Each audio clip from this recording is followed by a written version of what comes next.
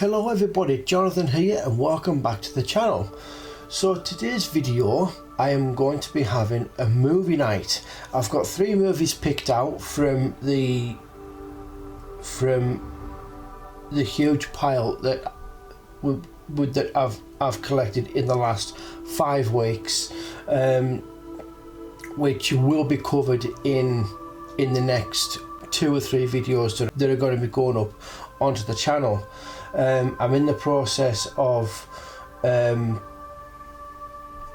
one video going through the rendering stage on my editing suite now, so that video should be going up maybe tomorrow or on Tuesday, and then there'll be a sequence of videos after that coinciding with what I've spoken about within those videos. So the movies that I'm going to be watching tonight, I'm going to give you a little sneak peek as to what you're going to actually be seeing in those videos ahead, unfortunately.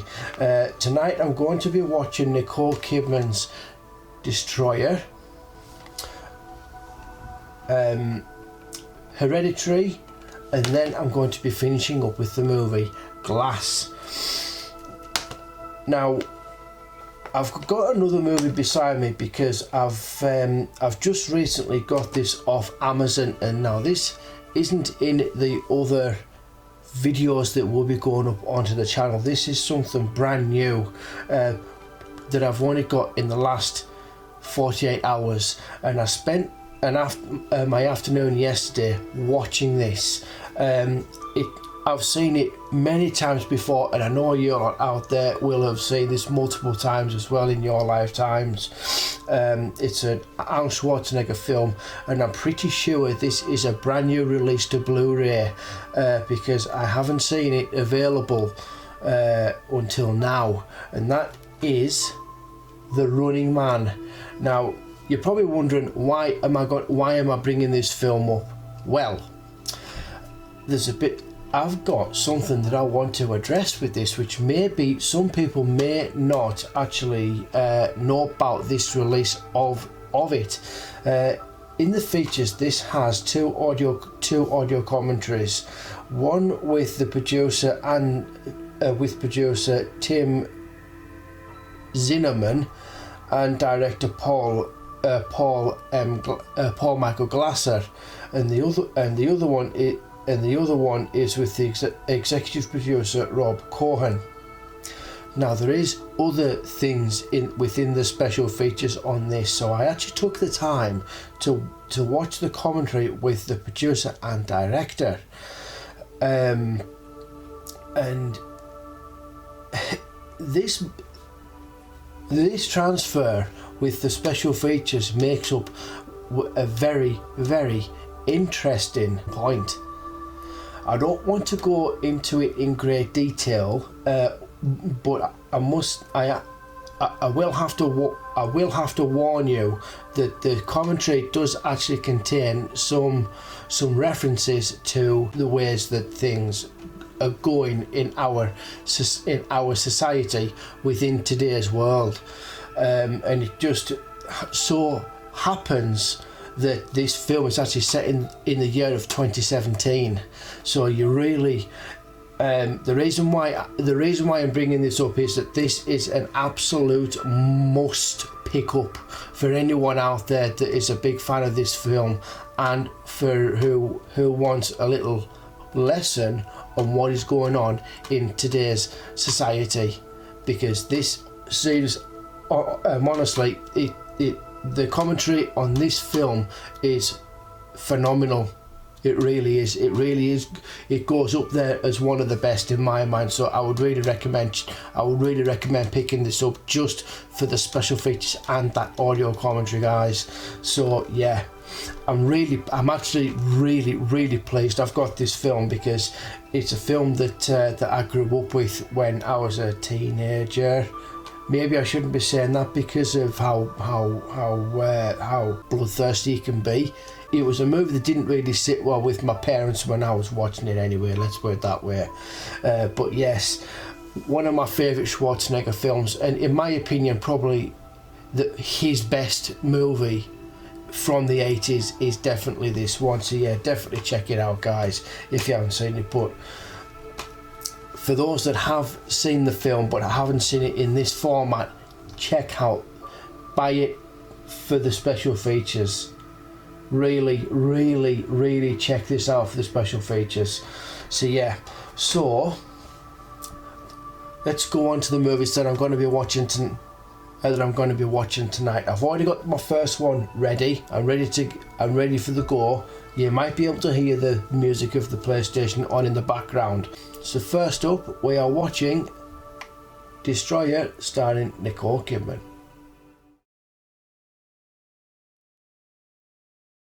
Okay guys, so I've just finished watching Destroyer, and what a film this is. This is a cracking film. I am so surprised how well this turned out. Nicole Kidman in this is absolutely flawless, and up until this film, I haven't seen her in a role like this one, and she absolutely knocked it out of the park 100%. This movie deserves all the recognition that it's actually got, from what it actually says on the front cover here. A very different, I wouldn't say a very different type of filmmaking that I've seen. I have seen movies like this before, but the execution in the storytelling is fantastic, and it seamlessly jumps between like events that have happened in the past to what happens actually in the present. And the ending to this film actually kind of caught me off guard, because I wasn't expecting it to pan out the way that it did, because you see all these, it concentrates on events, like things that have happened in the past and things that have happened in the present, to piece together the story. And it's just a very, very interesting watch. Sebastian Stan is in this movie along with Tony Kebbell, and both actors excellent. Sebastian especially, who is Nicole Kidman's love interest. So the basic story of the film, Nicole Kidman's character Erin teams up with Sebastian Stan's character. I can't really remember his name. I should, because I've just finished watching the film, whatever. They're both undercover undercover detectives. They're both FBI agents that go undercover to infiltrate a gang that are bank robbers. Bank robbers, basically, and it all goes to shit. But what I liked about this film is that it didn't concentrate on the gang. It concentrated more on Erin's story as to why she is in the position that she's at. It was, like I say, it was really interesting how they actually pieced this all together, because there's events that from the beginning that come up later on in the film, that sort of like tie everything together. So the ending, what I saw, kind of caught me off guard, because I wasn't expecting it to actually pan out to what actually happened. But it's a great watch. It really is. The performances in this film, like I said, are absolutely awesome. Nicole Kidman did what Charlize Theron did in Monster. It is very difficult to see Nicole Kidman in this role, and the fact that she's gone into, and the fact that she's done this extreme makeup thing or whatever she's done. I mean, she lost a lot of weight for this role. She's lost a lot of weight for this particular role, and it's one of those things. She's hardly recognisable. She is hardly recognisable in the film. Like I say, she's done what Charlize Theron did in Monster, except it's just a completely different character. But yeah, it's a great film, and I've thoroughly enjoyed watching it. But I think that the only real gripe that maybe I might have with this, I mean, it didn't really. It did entertain me, but I felt that in some way it kind of dragged out a little bit. There was certain things that I felt that didn't really necessarily have to be in the film. So maybe if they cut it down from maybe the standard 2-hour film that we normally get these days with movies, maybe it would have sufficed as maybe a 90-minute film or something like that. That's the only real thing that I've got that could maybe be kind of a complaint about the film. If it wasn't boring, it just felt like there was a little bit too much going on. There wasn't, well, I'm saying too much. There was enough going on for the film to make sense. I just think that there was a lot of stuff. There was some scenes in the film that didn't necessarily have to be in there. I mean, yes, there was also like the sub story about her about the troubles that she has with her daughter as well. But really, aside from all of that, there wasn't much else to the film. It was more or less the story of Nicole Kidman fighting through her problems through what happened in the past and what is happening between her and her daughter, and that's basically it. I mean, you don't really need an awful lot more to make that film good, really. So maybe if they cut it back a little bit and made it a shorter film, just to keep you sort of sat down, because I felt like I wanted to get up and do something in some places. But yeah, that's pretty much all I've got on that, really. So I'll probably give Destroyer, I'll probably give it maybe a 7.5 out of 10 at most, I would say. But yeah, that's pretty much the only gripe that I've got with the film. Yeah. But other than that, it was very entertaining. But like I said, if they just made it that little bit shorter than if they just made it that little bit shorter, it would have entertained me even more. So yeah. So it's 8:30 in the evening. Now I don't really want to stay up all night. I'm not sure which one I want to watch next, because I've got 2 more movies to go through, so I might leave it at 2 movies with this one, guys. So we've got in my tin here, so you hope you can see that, my Civil War popcorn tin, which I got on the opening night when it came out. So next up we've got Hereditary and Glass. Now then, which one am I going to watch? I really don't know which one I want to watch. I really want to watch both of them, but I know I can't. So it's going to be one of them. I don't know whether to go for horror or to go for a thriller in Glass. So I think maybe let me just mute the TV for a second. There we go. Right. What do I do?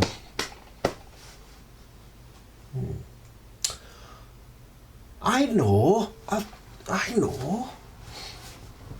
Might. Oh.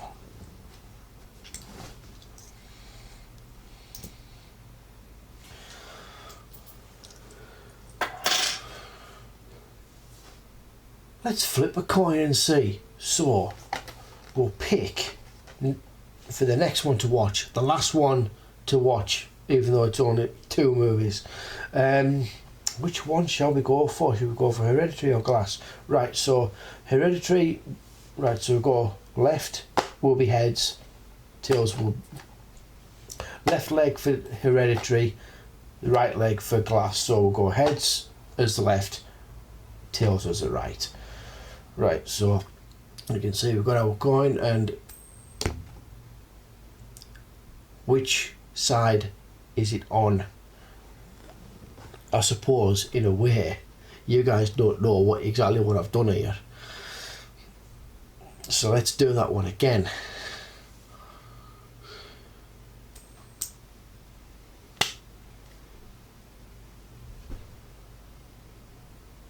We're watching Hereditary, guys. We have a head.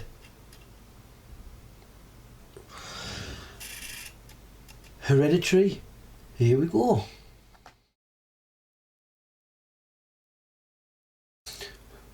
Okay everyone, so I've just finished watching Hereditary, and I really have got to say I think I've actually found a new favourite movie. If I have to be really honest, I absolutely loved this film, and it actually, and the line that it went down, it, as few people have already said this, obviously, I'm not going off what people have said. This is complete. This is completing me through and through. This movie reminded me of an old school thriller, an old school supernatural film where you don't get the obvious jump scares that are coming to you. Like it's all set in the mood, so you're already there.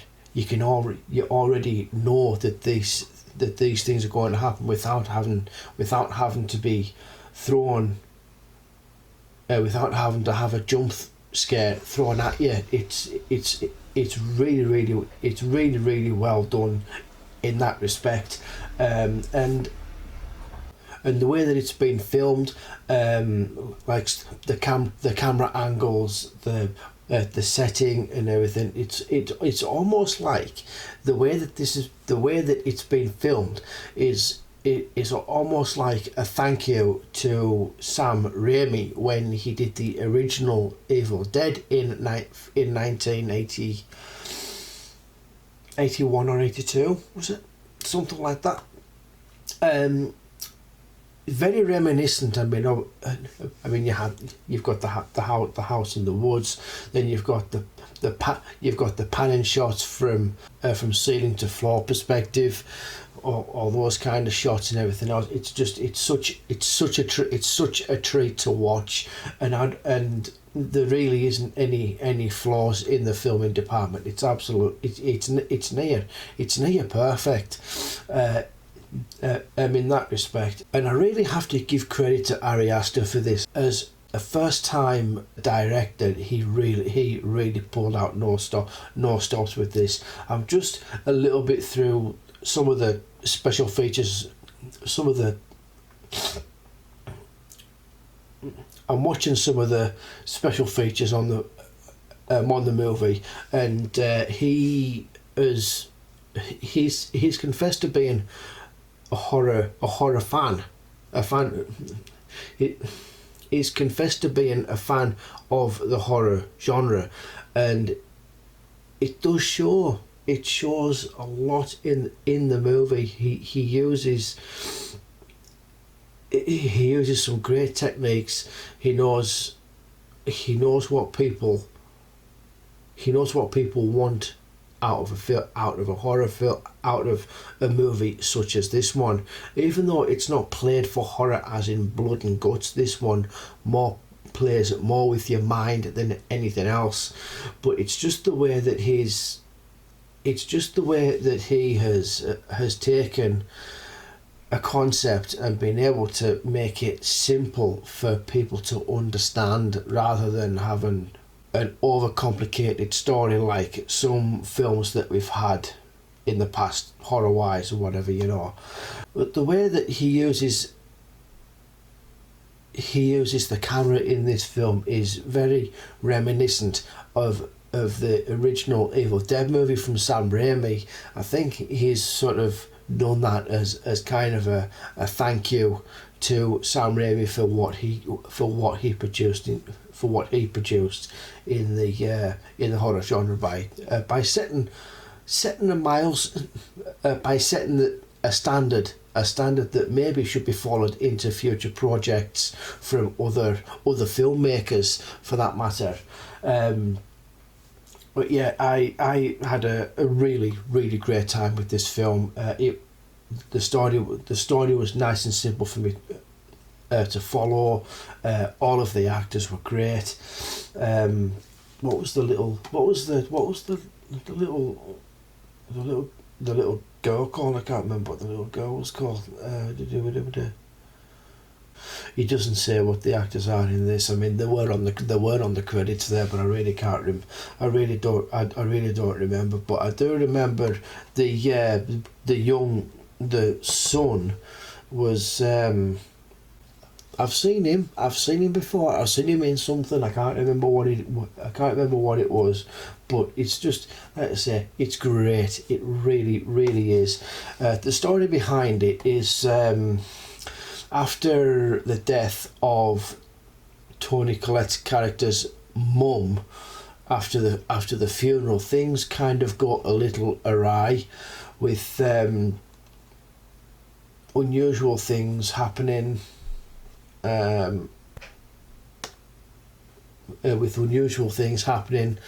Spirits being seen, whatever, and then after a fatal accident, which I won't talk about, everything pretty much starts to set into motion, and the rest I'll just leave for everyone to find out, because you really do need to see this movie. But it is, as people have said, and as I said before, it is an acquired taste. But I would definitely give this a 9 out of 10 for definite. So yeah, that's Hereditary, and that pretty much covers it for this little video. It's knocking on to about 11 now, everyone. So, and I mean, I would have got a third movie in if it was a bit earlier, but unfortunately, I had to do a few things this afternoon. So yeah. So if you like this video, hit that like button. If you're new to the channel, hit that subscribe button and the bell notification to notify you when my next videos are coming up. And make a comment. Leave me your thoughts on the movies that I've talked about today. And yeah, so I'm going to do my pleasantries now, guys, and I will see you next time. And this friggin' fly is gonna get bloody swatting in a minute.